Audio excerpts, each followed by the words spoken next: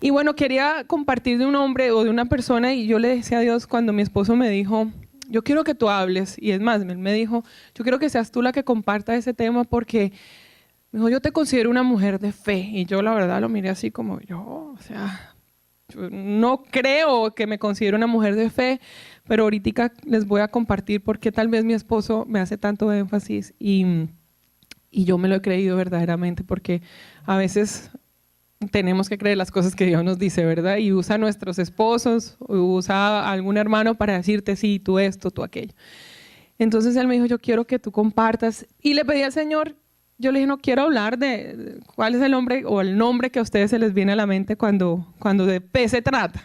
Abraham, ¿verdad? Y Sara. Entonces yo dije, no, yo no quiero trillar al pobre Abraham y a la pobre Sara, Señor, quiero hablar de otra persona. Y entonces él me llevó a compartir de una persona que está incluso la historia de él nada más en dos cortos versículos de la Biblia, de uno de los libros tal vez que menos nos gusta leer, y entre unos capítulos que tú pasarías de largo y dirías, ay no, qué pereza seguir leyendo eso.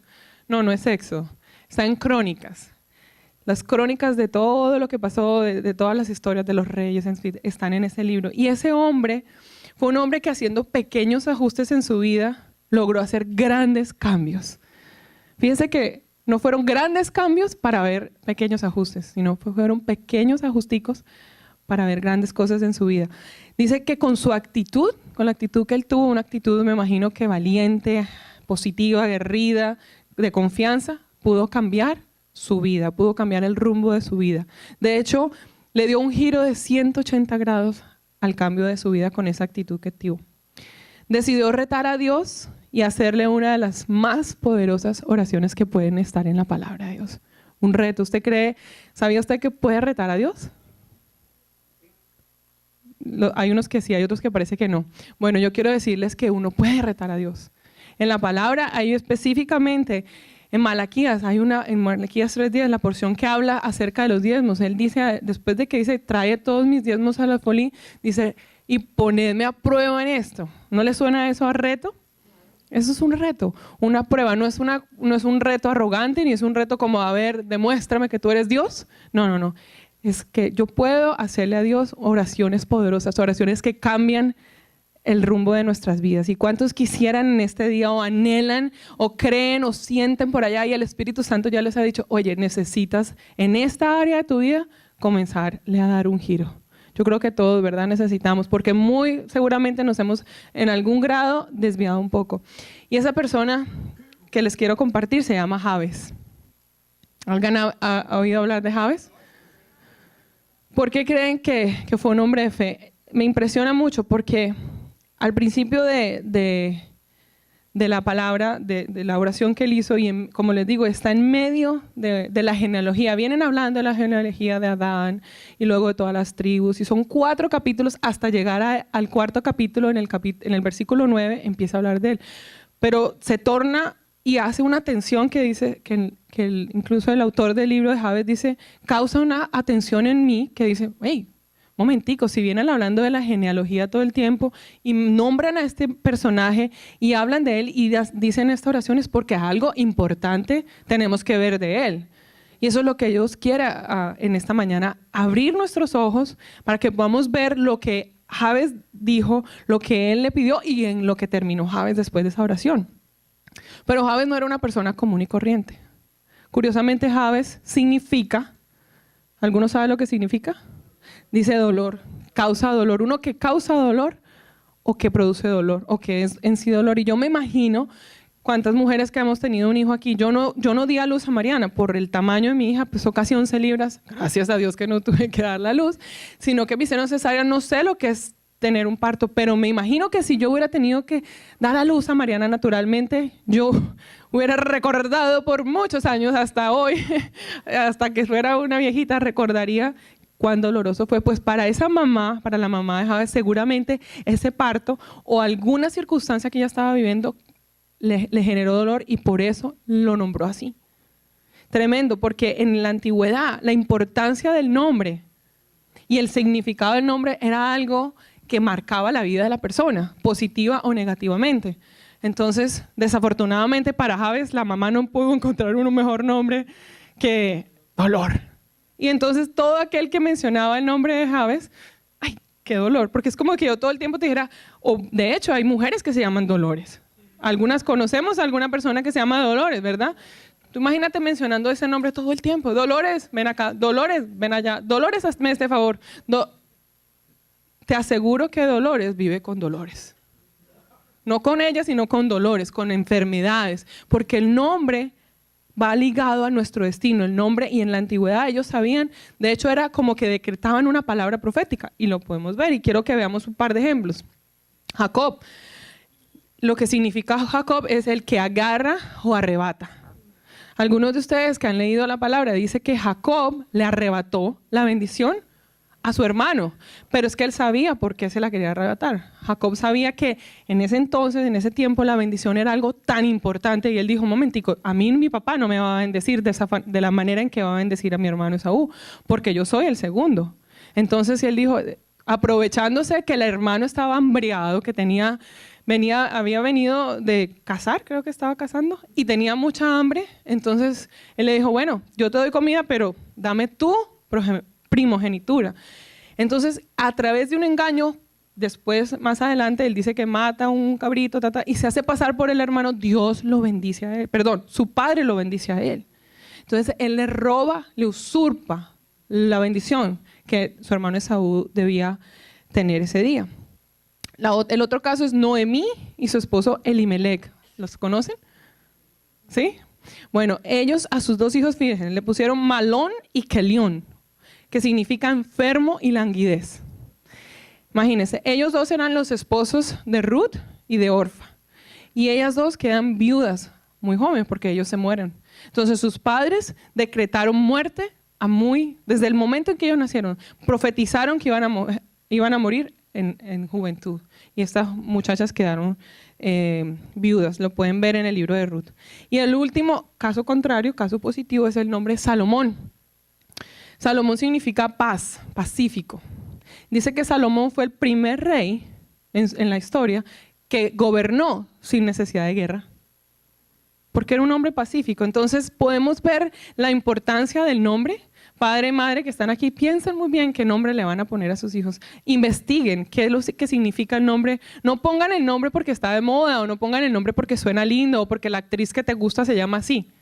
Mi mamá oía una novela y me puso Maribel, porque la protagonista era Maribel. Gracias a Dios que mi nombre tiene un buen significado, y aparte la personalidad inclusive de la protagonista era alegre, era feliz, y bueno, creo que me identifico mucho con eso de mi nombre. Soy una mujer alegre, feliz. Pero menos mal que no fue el caso contrario. Menos mal que no me puso un nombre que significaba algo feo. Entonces, esa es la importancia que nosotros tenemos que tener cuando vamos a llamar a alguien. Y a Jabes, desafortunadamente, su nombre no le estaba augurando ningún buen futuro. Porque las veces que él mismo repitiera su nombre o lo repitieran, iba a traer dolor y sufrimiento. Sin embargo, a pesar de todas esas situaciones y esas circunstancias que me imagino que Jabes tuvo que enfrentar, porque no habla de él, pero asumo que por lo que acabo de hablar, no fue para él fácil todos sus primeros años, pues él decide un día hacerle esa oración a Dios, esa oración que es bastante retadora, como les digo, y es una oración a la cual Dios nos está invitando a que a partir de hoy nosotros oremos así. Si nosotros queremos ver esos cambios en nuestra vida, si queremos ver cómo nuestra fe esa fe cuando se estira, vemos que realmente empiezan a pasar cosas en nosotros, yo quiero que a partir de hoy, Dios nos está extendiendo esta invitación a que comencemos a orar de esta manera. Y quiero que me acompañen a ver en sí lo que él oró. Dijo, bendíceme y dame un territorio muy grande, ayúdame y líbrame de todo mal y sufrimiento. Poderosa oración, ¿verdad? Ahí están encerradas 4 cosas importantes y quiero que las descubramos y podérselas compartir. Y si usted apunta, si usted trae cuadernos en su iPad, puede apuntar. Lo primero que él dijo fue, bendíceme. El primer concepto es que hoy se tiene la bendición, es un concepto distorsionado. ¿Qué pasa cuando usualmente nosotros queremos comprarnos algo, estamos esperando a que en algún momento sea rebajado y llegamos a la tienda y efectivamente está en descuento y tiene 50, 30, 40% de descuento? ¿Qué decimos usualmente cuando lo encontramos? ¡Qué bendición! Está baratísimo. ¡Wow! Otro caso, alguien estornuda. Dios te bendiga, ¿verdad? Utilizamos la palabra qué bendición o Dios te bendiga muchas veces sin saber lo que significa, sin entender el concepto real, el valor bíblico que tenía la bendición. Como bien les estaba compartiendo ahorita anteriormente, la bendición, ellos la entendían que era la autoridad, venía y impartía sobre esa persona, estaba cambiando su destino, estaba declarando algo poderoso. Entonces las personas en la antigüedad sabían lo que es. Y yo quiero que nosotros también, o Dios quiere que nosotros tengamos la conciencia que cuando le decimos a alguien, Dios te bendiga o yo te bendigo, verdaderamente tú estás de la autoridad que hay en ti, de hijo e hija de Dios, o en la posición que tú tengas, estás declarando sobre esa persona algo bueno o algo malo. Pero para Jabes, no estaba realmente, cuando él estaba pidiendo a Dios que lo bendiciera, no solamente le estaba pidiendo algo que tuviera que ver con su físico o que le estaba pidiendo más músculo, porque de hecho él pertenecía al ejército en ese entonces de Dios. Él no le estaba pidiendo cosas que fueran meramente materiales o cosas efímeras, no le estaba pidiendo 6 cifras en su cheque mensual o anual, perdón, bueno, mensual de pronto. Él no estaba pidiendo ese tipo de cosas. Él lo que estaba haciendo cuando él estaba diciendo es, Dios, bendíceme con la voluntad tuya, bendíceme de lo que tú tienes para darme, de lo que en tu cielo hay para mí. Jabes, un hombre que fue marcado por un hombre que no me iba a llevar a ningún lugar. De esas bendiciones que tú tienes para mí, yo te pido que me bendigas y me bendigas hoy, ahora, right now, en este mismo instante. ¿Pudieras tú o quisieras tú orar a Dios? ¿Quisieras tú ver que tu vida da ese cambio y ese giro?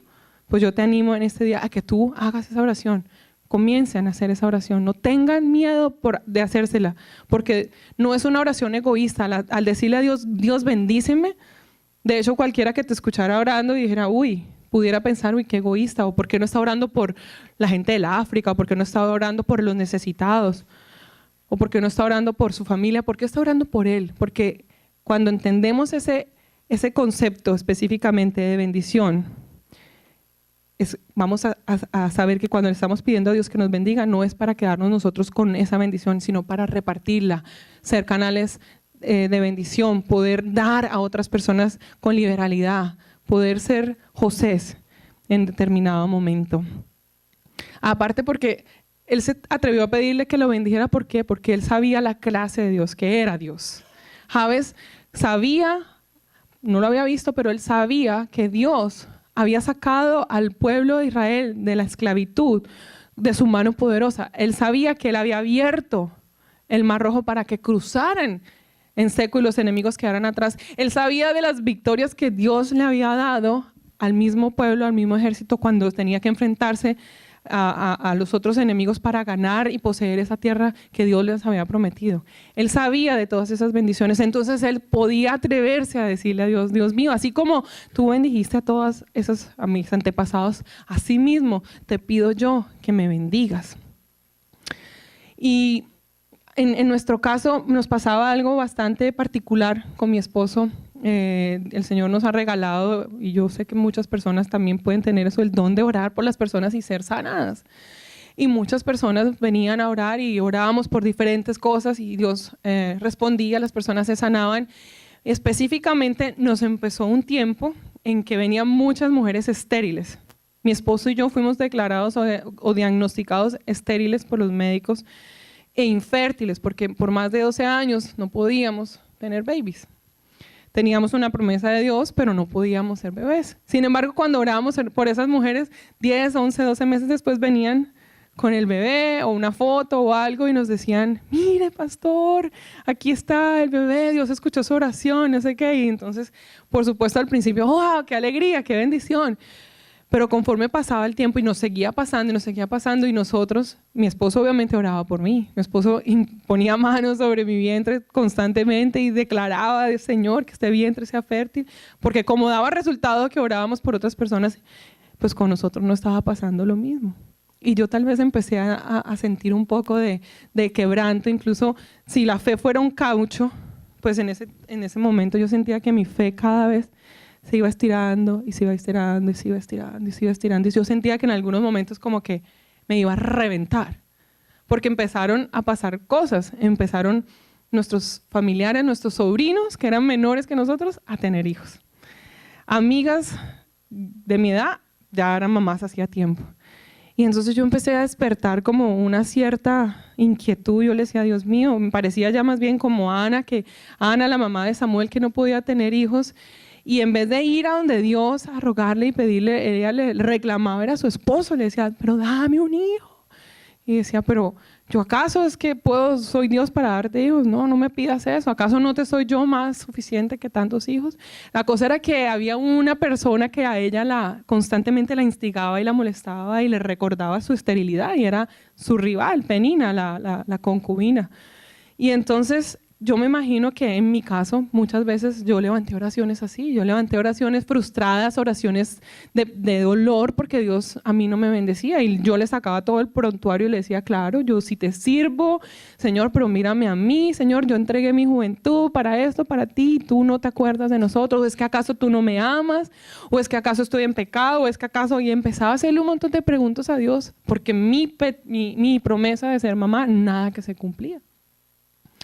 Solamente un día que pude entender que verdaderamente yo estaba orando al revés, yo estaba orando de una manera egoísta.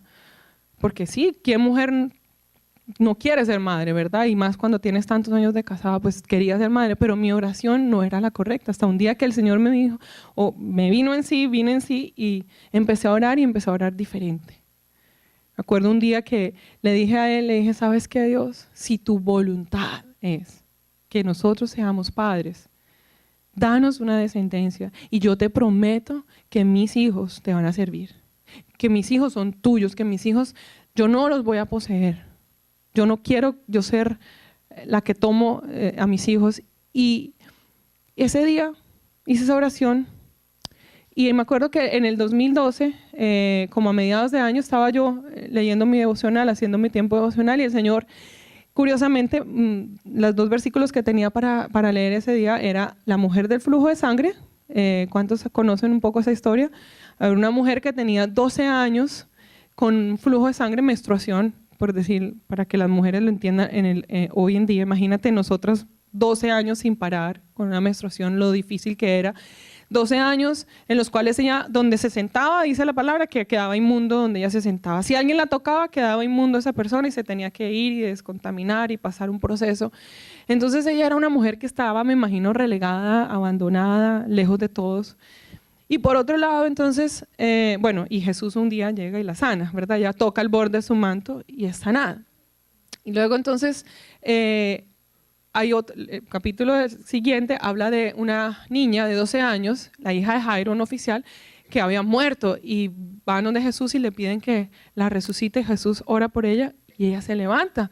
Entonces yo digo, wow, Señor, a ver, aquí hay algo en común, veo algo en común, Dios, y es que me estás diciendo algo con el número 12, y yo no soy de las que, que el año 12 es el año tal o el año 13 es el... No, sencillamente como que en mi sentido común pude encontrar eso. Y aparte entonces yo dije, bueno, estamos en el año 2012, yo tengo 12 años de casada porque nos casamos en el 2000, y dije, bueno, y aquí hay un muerto que resucitar y una enferma que sanar. Porque yo le decía, los diagnósticos de nosotros eran, en mi caso yo tengo endometriosis, a mí me tuvieron que sacar un montón de quistes, pero en ese momento tenía un quiste en la pituitaria que tenía la prolactina alta y tampoco me dejaba quedar embarazada. Y en los conteos de espermatozoides de mi esposo eran muy, muy bajitos y muy lentos. Entonces yo decía, bueno, aquí hay un muerto que resucitar y un enfermo que sanar. Buen entendedor, pocas palabras. No, mentira. No. Él me dice, aclara eso, porque yo era muy joven en ese entonces. Y sigue siendo joven. Pero yo le dije a Dios ese día, yo me acuerdo que yo dije, ok. no sé si estoy entendiendo la cosa, pero yo creo, o te voy a hacer una oración, te voy a retar. No así como que, a ver, demuéstrame que eres Dios y entonces, porque ya tenía el diagnóstico, ¿verdad? Les dije que no podíamos ser padres. Y yo le dije, bueno, Dios, si tú quieres darnos hijos, tú quieres bendecirnos con descendencia para que te sirvan, yo te voy a pedir un favor. Antes del 12-12-12, yo te pido que yo quede embarazada. Que tú reviertas esos dictámenes. Yo ya había perdido un bebé de 8 semanas, pero habían pasado 3 años casi y no pasaba nada. Entonces yo dije, bueno, si pasó una vez, pasan 2, Señor. No voy a necesitar de un in vitro. Y si no quieres por ahora que seamos papás, o que si no lo quieres a través de un in vitro, porque yo estaba casi que no quería hacerme el tratamiento, entonces provéenos el dinero aquí en Estados Unidos. Yo no quiero endeudarme, le decía al Señor, ya nosotros estamos prácticamente libres de deudas. Yo le dije, yo no quiero, ni quiero, para mí no era lógico tener que pagar para ser madre. Yo decía, Dios mío, cuando tú lo pones, ya, o sea, ¿a ti qué te cuesta? ¡Pin! Ya. Y yo quedé embarazada, le decía, ya, Señor. Bueno, a buen entendedor, pocas palabras. Y entonces yo le decía, Señor, o sea, ok, si para ti eso es nada imposible, pues yo te pido que antes de que se acabe el año 2012, 12, yo quedé embarazada. Hice esa oración, pasó el tiempo, estábamos, me acuerdo que en todo el proceso, a nosotros el 4 de julio empezamos el proceso de demolición aquí, porque cuando entramos esto no estaba así, estaba en diferente forma, y lo tumbamos, y empezó todo ese proceso. Yo me ocupé, entre paréntesis, eso es importante, cuando tienes una ansiedad por algo y nada que pasa, ocúpate de otra cosa y se te olvidará. Entonces yo me ocupé de la casa de Dios, me ocupé de trabajar en todo lo que tenía que ver con la iglesia. Y el 21 de noviembre nosotros inauguramos, si no me equivoco, el 8 o el 11. Y el 21 de noviembre me entero que estoy embarazada. 11-21, o sea que fue antes del 12-12-12. Dios escuchó mi oración. Porque yo les digo esto, porque ese día yo siento, en ese día en mi oración, yo siento que Dios no halló en mí duda para poder Él sembrar y poner fe en mí y creer. Yo creí, entonces tal vez por eso mi esposo me dice que yo soy una mujer de fe, porque yo me negaba, ¿verdad? Mi familia sabe que yo me negaba a tener que tener un hijo a través de un in vitro. Yo sabía que Dios lo iba a hacer porque Él me lo había prometido. Y cuando Él promete, Él cumple, no hay duda alguna. Así que si tú tienes una promesa, no importa 1, 2, 3, 4, 10 años que hayan pasado o 25 que tengan que pasar, espéralo porque Él lo va a hacer. Así que el segundo punto que quiero que veamos en la oración que Jabez le hizo a Dios fue: dame un territorio muy grande, muy grande. En el caso de Jabez se refería a que Dios le diera más influencia, más responsabilidad y más oportunidades para distinguirse en el servicio al Dios de Israel. ¿A qué significaba o a qué se refería también el territorio? Significa que se expandan nuestras fronteras y nuestras costas. Cuando uno pide por un ensanchamiento de fronteras es pedir un milagro, y un milagro es una intervención de Dios para hacer que suceda algo que normalmente no ocurría. En mi oración, cuando yo le hice oraciones a Dios, yo le dije: Señor, danos esos hijos si es tu voluntad. Yo le estaba pidiendo: ensancha mi descendencia. Yo quiero dejar un legado en esta tierra a través de hijos. Y hay 3 cosas específicamente hablando del territorio. Cuando Dios te da más territorio, Dios nos va a dar más influencia. Entonces, no importa si tú eres empresario, no importa si tú eres ama de casa, eres profesor, no sé cuál sea tu profesión, a lo que tú te dedicas. Cuando tú le dices a Dios: ensancha mi territorio, tú le estás diciendo: dame más influencia. ¿Pero para qué? Para poder alterar o para poder cambiar de pensamiento o de acción a otras personas. ¿Te imaginas el poder que Dios, cuando tú le dices: Dios, ensánchame y dame la capacidad que cuando yo le hable a la persona que le habla, sea de ti que le hable, sea de mi negocio, sea de mi producto que yo vendo, sea de lo que sea, que esa persona pueda cambiar su manera de pensar, pueda transformar y pueda escucharte? Ahí ese poder está pasando en ti cuando tú le haces esa oración. ¿Qué más? Por ejemplo, en la familia, que tú puedas hablarle a tus hijos, que tú puedas hablarle a tus padres que no son conversos y le puedas decir esto y esto y esto de Dios, y Él te va a prestar su oído. Eso es ensanchar el territorio. Otra cosa es que te va a dar más responsabilidad. Cuando Dios nos ensancha el territorio, pues obviamente va a venir más responsabilidad. Lo otro que va a venir es más oportunidades. más ocasiones para poder conseguir o realizar cosas. Entonces, ¿qué hizo Jabes? Yo me imagino que Jabes miró todo lo que él tenía, todo lo que Dios le había dado a su cargo, a su cuidado, y él le dijo: Dios, todo cuanto tú me has dado, yo te pido que tú lo tomes y lo ensanches. Y yo quiero decir también a los empresarios que hay aquí, a las amas de casa, a toda persona que hay aquí, cuando tú le pides a Dios que ensanche tu territorio, es como si tú le dijeras: toma mi negocio, que es el territorio que Dios te ha dado y que te ha confiado, y ensánchalo. Ensancha mis responsabilidades, ensancha mis oportunidades y mis influencias. Que tus clientes, cuando tú les hables, te escuchen, te compren. Que tú llegues a un lugar y seas el primero que quieren atender. Que si hay varias personas que están ofreciendo el mismo producto, te escojan a ti. O que si vas a ir a presentarte un trabajo y quieres... Hay un montón de personas que están poniendo la hoja de vida, que Dios ponga esa gracia sobre ti. Eso es cuando tú le oras a Dios: ensancha mi territorio, es a eso que se refiere. Si Jabes hubiera sido una madre o una esposa, ¿qué hubiera dicho él? Señor, aumenta mi descendencia, favorece mis relaciones claves, multiplica para tu gloria la influencia de los míos, que los míos puedan tener. Y nosotros como hijos de Dios pudiéramos hacer una oración así: te ruego que aumentes mis oportunidades de tal forma que yo pueda tocar más vidas para tu gloria. Déjame hacer más para ti. Pudiéramos orarle a Dios de esa forma: Señor, déjame hacer más cosas para ti. Dame más influencia, dame más autoridad, dame más responsabilidad para hacer más para ti. Porque es que Dios Él se especializa en utilizar gente como tú y como yo, gente normal como tú y como yo, que están dispuestos a dejar que Dios haga a través de ellos una obra poderosa. ¿Pudieras tú ser un instrumento de Dios en este día? ¿Pudiéramos nosotros decirle a Dios eso, que queremos ser un instrumento? En el caso de nosotros, Dios escuchó mi petición. Mariana vino. Para los que no saben, Mariana finalmente nació y hoy en día tiene 15 meses. Tercer punto, tercera cosa de la oración que Jabes le hizo, dice: oh, si tu mano estuviera conmigo. La mano de Dios en nuestra vida, yo pienso que es lo más importante que uno como hijo de Dios, como cristiano, debe pedirle, Señor. En tu oración no debería faltar eso. Señor, que tu mano esté conmigo. Señor, llévame de tu mano, guárdame en tu mano. Ustedes no han escuchado que a veces personas dicen: guárdame en el hueco de tu mano, Señor, porque ese es un lugar seguro.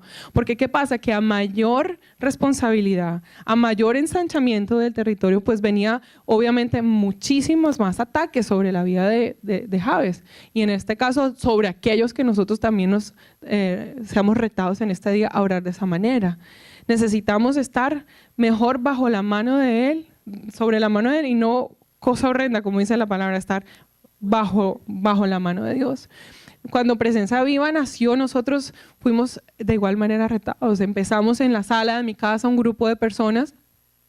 Tiempo después nos movimos a un local pequeño, que era la iglesia de mi cuñado anteriormente. Nos reuníamos en la noche, los sábados. 8 meses más o menos después, el Señor otra vez nos llevó y nos retó y nos mandó a estar acá. Y para haber hecho todos esos saltos, pues necesitábamos definitivamente la mano poderosa de Dios. No podíamos decir que por nuestros méritos ni por lo que habíamos nosotros hecho era que íbamos a estar aquí. O sea, siempre vamos a necesitar, en cuando Dios nos va estirando, nos va ensanchando, vamos a necesitar más de Dios, porque la cosa se pone un poquito cada vez más caliente. Se pone más difícil, porque aquel de nosotros que diga que puede hacer las cosas solito, que usted no necesita de nadie, que usted solo, o sea, créame que rapidito va a caer de allá de la palmera donde se suba, rapidito va a caer, porque el orgullo y la arrogancia y la altivez es algo que Dios no va con Dios. O sea, es mejor que nosotros seamos humildes, que siempre le demos a Él la gloria de todo lo que Él nos da, absolutamente de todo. La cuarta cosa, perdón, que ese es un ejemplo que no quiero dejar por fuera, y es cuando Mariana nace, viene uno de los retos más duros como papás en el momento en que ella nace, y es que le descubren que tiene una posible infección a causa de la incompatibilidad de sangre. Mi esposo y yo soy O negativo y él positivo, y ella posiblemente le podía causar meningitis viral. Entonces se la llevan a cuidados intensivos, le ponen oxígeno, empiezan a ponerle antibiótico a través de su vena. Yo, después de anhelar tanto tener a mi hija, de esperarla 9 meses, después de 12 años, tengo que dejarla todas las noches e irme. A mí me dan de alta al cuarto día del hospital e irme y dejar a Mariana en manos de Dios, verdaderamente. E irme para mi casa todas las noches sabiendo que ella estaba solita en ese hospital. Solita no, estaba Dios, y fueron 12 días específicamente los que se quedó Mariana ahí, un día por año. Yo decía, Dios, tú sí eres curioso. Tú sí eres curioso, 12 días, uno por cada año. Así que en mi caso, cuando Dios me ensanchó y Dios me dio más responsabilidad como madre, pues también vino esa prueba. Y yo también tuve que hacerle a Dios esa oración. Señor, guárdame en tu mano a mi hija. Guárdala y líbrala del mal. Y el último y cuarto punto de la oración de Jabes es que le pidió a Dios que lo librara del mal y del sufrimiento. Jabes había alcanzado el punto cúspide y de seguro se convertiría en un blanco perfecto de Satanás.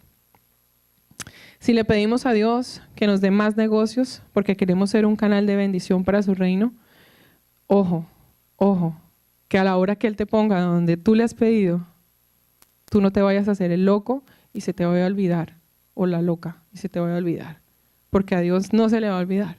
Entonces, ¿qué pasa? Viene ahí Satanás y te coge sencillamente.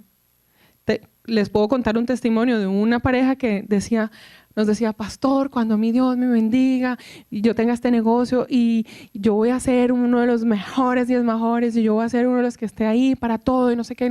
Me recuerdo que Dios lo prosperó. Dios le dio su negocio, un restaurante en Brickell, y esto mantenía así repleto ese restaurante. Y no fue sino empezar a él a ver los miles y la danza de los miles y la danza de los miles y el dinero y el dinero. Y él se empezó y se olvidó por completo de la promesa que le había hecho a Dios. Se olvidó por completo, se alejó de Dios, alejó a su esposa y a sus hijos de Dios.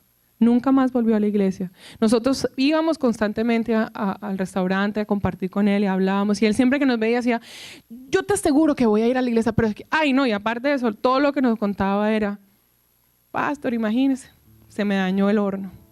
Imagínese que vinieron y me demandaron. Imagínese que, miren, delante de Dios les digo, las maldiciones que empezaron a caerle a ese señor en ese restaurante, y es la hora que todavía no ha reconocido que fue su falta de palabra de lo que le había prometido a Dios.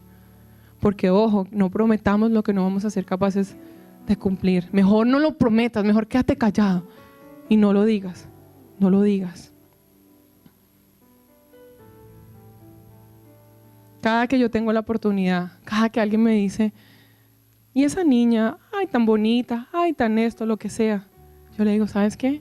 Ella es una niña milagro. Ella es 100% orgánica, le decimos. Dios la hizo.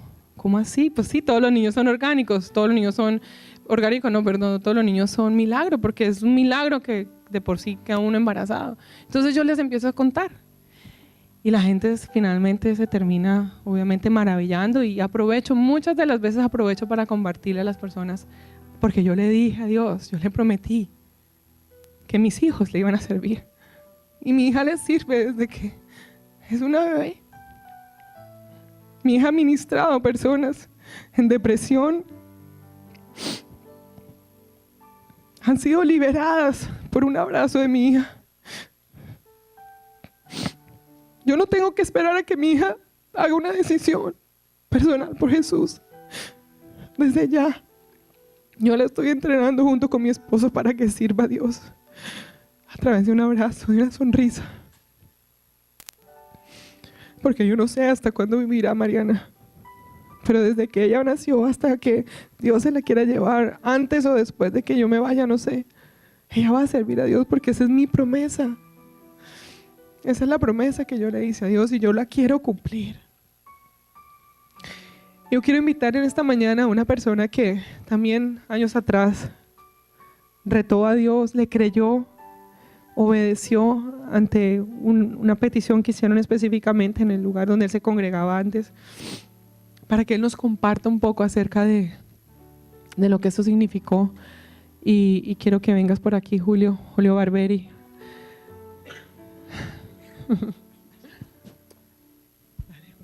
Gracias. Yo dije que para este iba a estar más tranquilo y Mari me puso más nervioso todavía. Bueno, buenos días, iglesia preciosa. Para los que no conocen, mi nombre es Julio Barberi, mi esposa Diana. Estoy en compañía de mi linda familia, Valentina, nuestra hija menor, Ricky, su novio, Paulita, hija mayor, May, el esposito lindo, el otro hijo que Dios nos regaló, y David, que lo consideramos un hijo completamente de nuestra familia.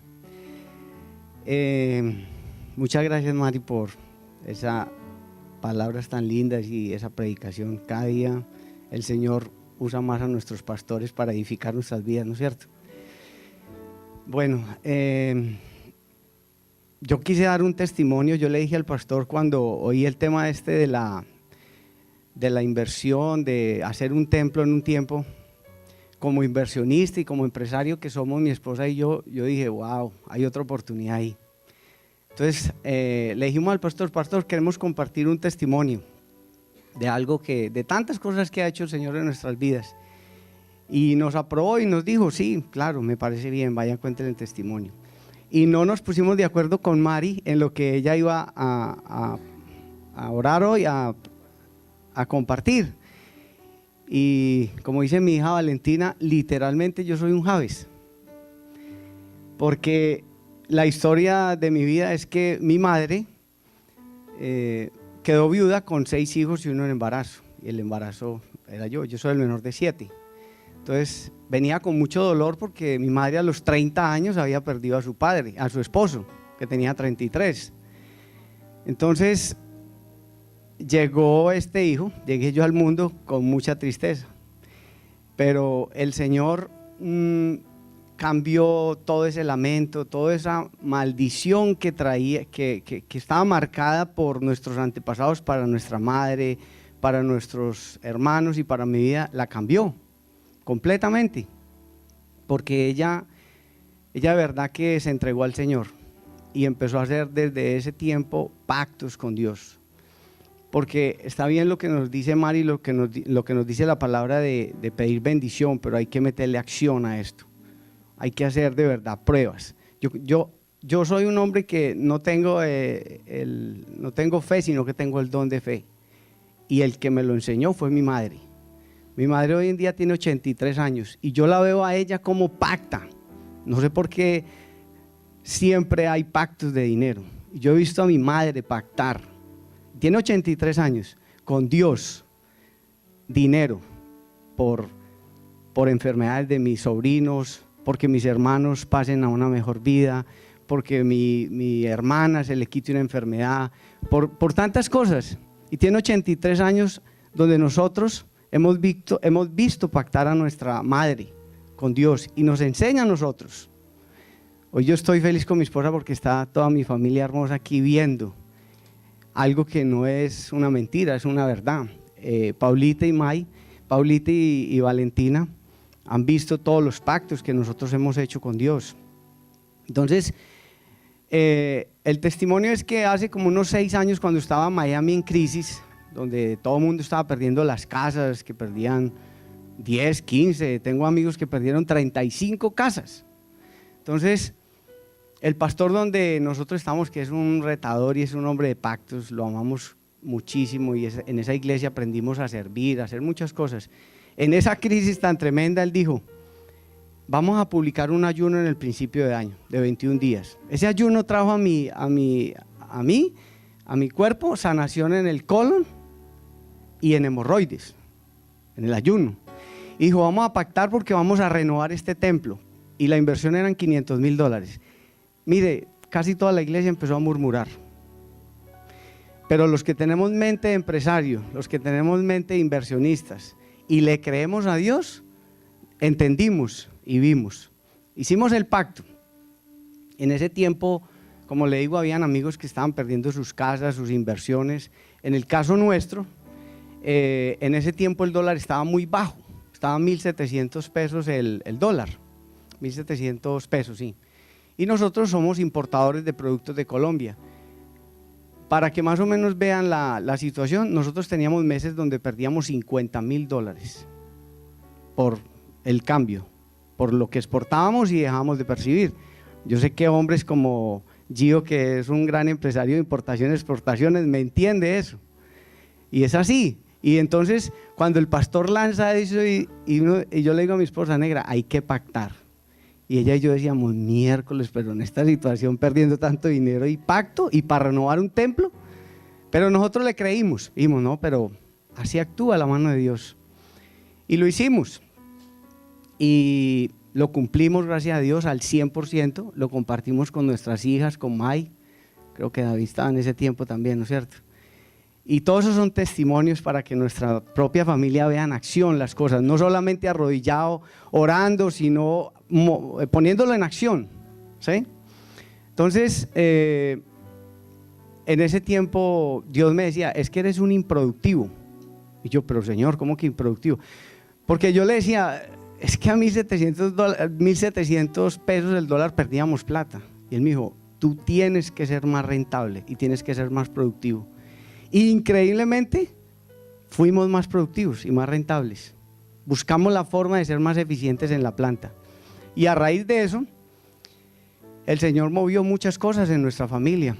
Y después de 5 o 6 años, el Señor nos dio la oportunidad de hacer un edificio, donde es un edificio que lo estamos organizando para que cumpla con las leyes de este país, para poder vender mucho más tranquilo. Es una fábrica de platanitos. Entonces vendemos en Estados Unidos, en Europa. Y ahí en ese pacto salió esta bendición. Yo les quiero mostrar en video. Ahí está mi esposa, Patti, nuestra socia allá. Estamos bendiciendo. Ahí está Dianita bendiciendo la tierra donde íbamos a edificar la fábrica, donde le estamos pidiendo al Señor el terreno. Ahí estoy yo con el arquitecto. Paulita y el mono y un sobrino llevándolo a que vieran. Para nosotros eso es muy importante, que nuestra familia vea el futuro.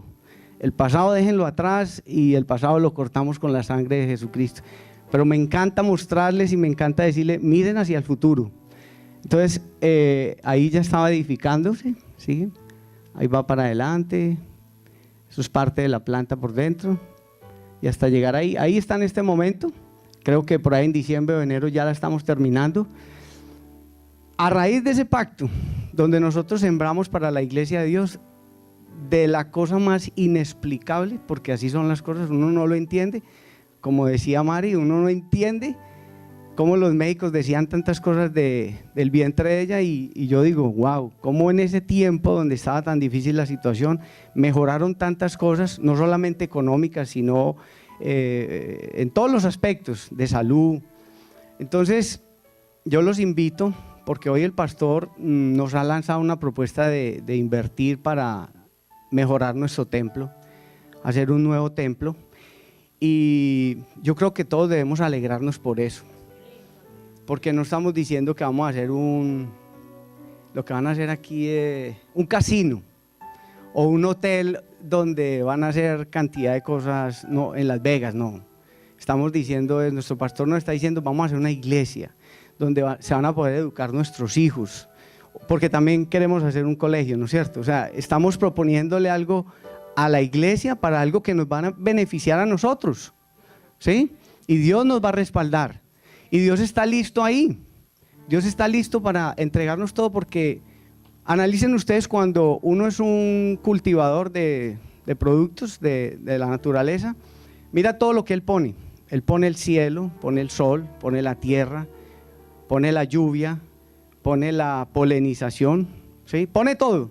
Lo único que nosotros tenemos que, pone hasta la semilla, y nosotros lo único que tenemos que poner es que el esfuerzo, ir y arar la tierra, sembrarla, cuidarla, echarle agüita, pero lo imposible lo pone él.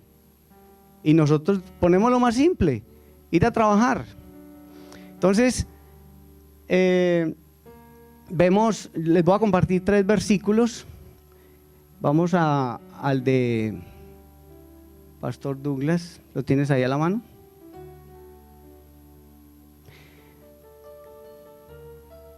Bueno, cuando nosotros le pedíamos esa bendición al Señor, es muy importante lo que decía ahora Mari. Nosotros no debemos pedir una bendición de un carro, una fábrica O sea, verdaderamente es pedirle uno la bendición a Dios, pero para bendecir, ¿sí?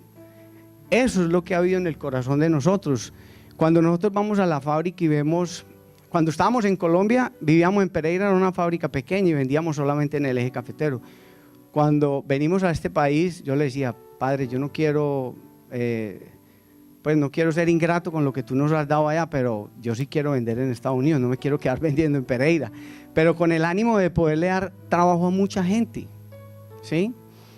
Y cuando vamos allá y vemos, hay casi 1000 fincas que nos suministran plátano, donde los finqueros sufrían mucho porque tenían que depender solo del café, del precio del café, y hay solo 2 cosechas en el año y una traviesa, mientras que el plátano es un cultivo que semanalmente les está dando flujo.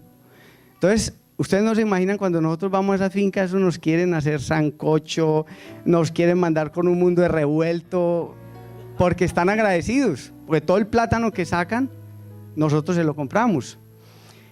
Y aquí también hemos bendecido a muchas personas. Entonces, pedirle una bendición al Señor, pero para bendecir, no solamente para uno enriquecerse o para satisfacer los egos de uno, no.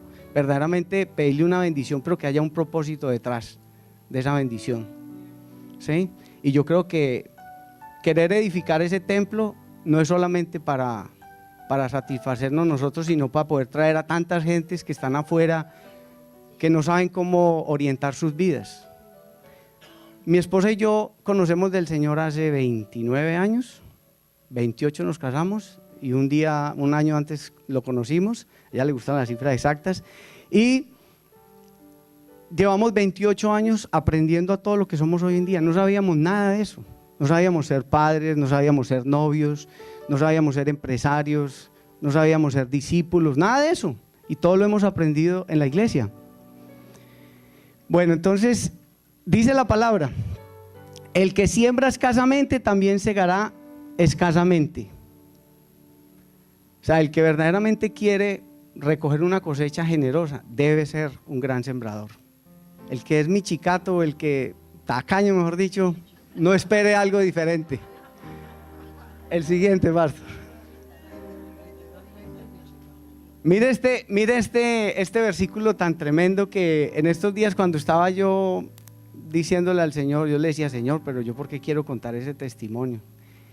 Y yo les digo, yo sé que yo no soy el único que tengo aquí este testimonio. Todos ustedes tienen testimonios, sino que se les olvida de pronto cuando hicieron el pacto, cuando se lo pidieron al Señor. Pero todos ustedes tienen testimonio. Y ojalá tengan la valentía de venir aquí y compartirlo para que la iglesia se enriquezca. Mire, y el Señor a las 5 de la mañana me decía, Él me decía, hijo, en la misma palabra mía, yo cuento testimonios. Y mira este testimonio, dale, Pastor Douglas. Cuando el centurión oyó hablar de Jesús, le levantó unos ancianos, le envió unos ancianos de los judíos, rogándole que viniese y sanase a su siervo. Y ellos vinieron a Jesús y le rogaron con solicitud, diciéndole, es digno de que le concedas esto. Los discípulos le estaban diciendo a Jesús, concédale esto a este centurión. Y él no estaba pidiendo para él, estaba pidiendo para un siervo de él. O sea, él estaba pidiendo bendición para entregar la bendición. Sigue. Porque ama nuestra nación, o sea, el pueblo judío, el pueblo de Israel, y nos edificó una sinagoga. Tremendo eso. ¿Quién de los que está aquí tiene plata como para edificarle una iglesia al Señor entera? Una sinagoga completa. Aquí el pastor nos está diciendo, traiga su mejor pacto. Pero si alguien tiene la valentía de decir, no, sabe que yo voy a edificar el templo completo, pues hágalo, porque ese centurión lo hizo. y recibió el milagro del siervo. Lo recibió, fue sano. Eso es una enseñanza muy linda, porque una persona que no estaba en los caminos del Señor y lo hizo. Bueno, el que sigue, para terminar. Bueno, fue sano ahí, como lo pueden confirmar. Y hay algo que yo creo que tenemos que tener nosotros también claro, y es de que todos los que emprendemos un proyecto necesitamos saber con qué contamos. Y yo pienso que nuestros pastores deben de saber con quién cuentan. Y los que quieren salir de una situación en la que de pronto hoy se encuentran. Nosotros estamos muy bien, pero queremos avanzar, mucho más. Nosotros queremos que nuestros hijos avancen y aprovechen este pacto. Yo les digo, aprovechen este momento porque este es tiempo de inversión, tiempo de oportunidad, tiempo de siembra. No todos los días tiene uno un pastor tan buen administrador como es él, ¿sí? Y que tenga un corazón tan lindo como lo tienen ellos. O sea, es un momento de oportunidad. Entonces dice, porque ¿quién de vosotros queriendo edificar una torre no se sienta primero y calcula los gastos? A ver si tiene lo que necesita para acabarla. Lo mínimo que necesita el pastor es saber verdaderamente el pacto de cada uno de nosotros. Mire, pastor, cuente conmigo con este pacto. Yo me comprometo a eso. Y ahí donde no lo cumplan, mira el testimonio que nos contó ahorita Mari. Mejor ni lo hagan. Si no lo van a cumplir, ni lo hagan. Pero los que están ganándose, yo le puse un ejemplo ahí, pastor, si quiere ponerlo.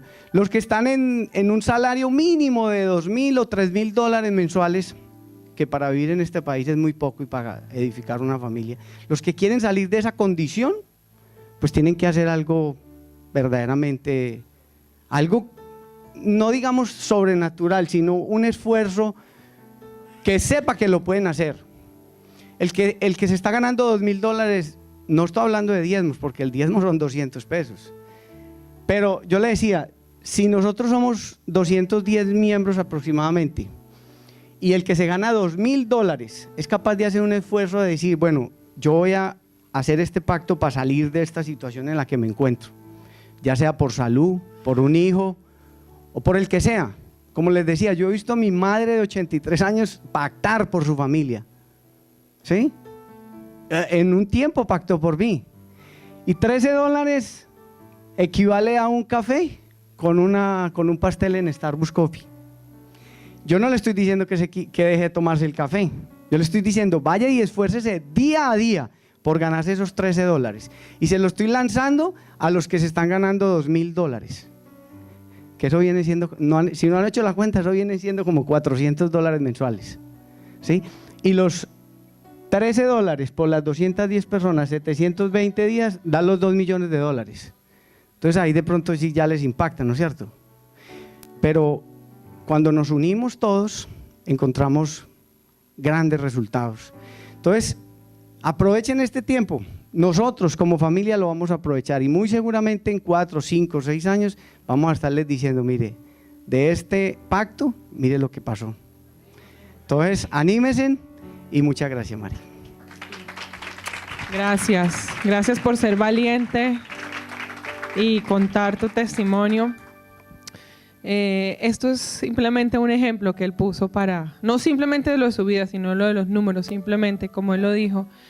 Habrá algunos que pueden dar más de $13 al día, para otros sencillamente, y me gusta que hayas aclarado que no es que dejes de tomarte el café o dejes de ir a cine o no, es simplemente pídele a Dios que ensanche, ahí utiliza esta oración, ensancha mi negocio, ensancha mis ventas, dame tu gracia para que yo cada día me gane $13 más, mínimo, 20, 30, dependiendo de lo que tú quieras pactar con Dios.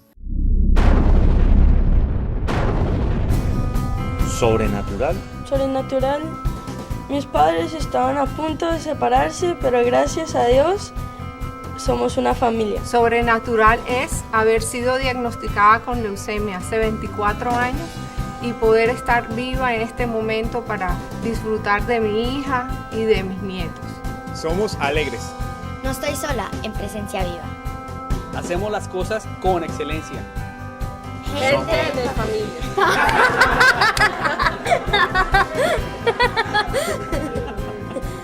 Sobrenatural, que en octubre del 2010 fui diagnosticada con lupus y hoy estoy completamente sana. Somos generosos.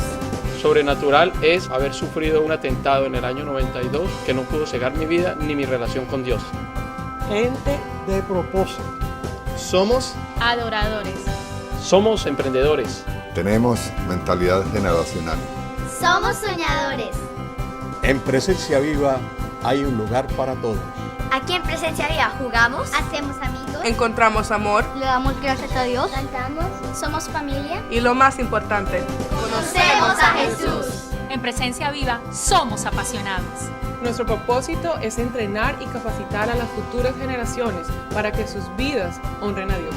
Venir a Presencia Viva es una experiencia de amistad entre personas de muchas naciones que hemos decidido creer en un Dios sobrenatural. Muchas gracias por acompañarnos hoy. Esperamos que tú también puedas experimentar que el amor y el plan de Dios para tu vida es sobrenatural.